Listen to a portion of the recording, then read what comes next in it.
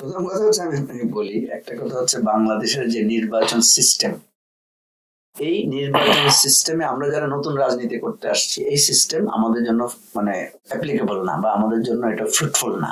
প্রচুর টাকা পয়সা লাগবে, আপনাকে নানা ধরনের আশ্বাস দিতে হবে মানুষকে, সত্য মিথ্যা মিলায়া আপনাকে বড় বড় মিছিল করতে হবে, শোডাউন করতে হবে, তারপরে ভোটের দিন প্রচুর টাকা বিলি করতে হবে। এই ফরম্যাটের মধ্যে ইলেকশনে আমরা যারা নতুন রাজনীতি করতে আসছি তাদের জন্য এটা ফ্রুটফুল না।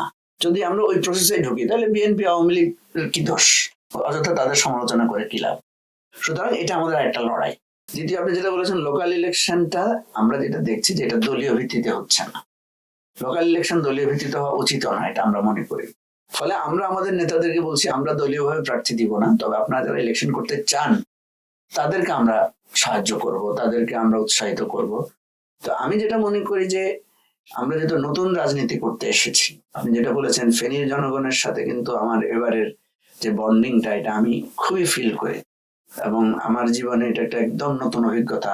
বিরাট একটা কৃতজ্ঞতা বোধ তাদের সাথে তৈরি হয়েছে, এটা আমি রক্ষা করার জন্য চেষ্টা করব।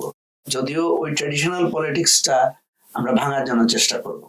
এটা আজকে পারি নাই, কালকে হয়তো পারবো, নাহলে পরের বার পারবো, কোনো না কোনো ভাবে ইনশাল্লাহ এটা আমরা ব্রেক করবো।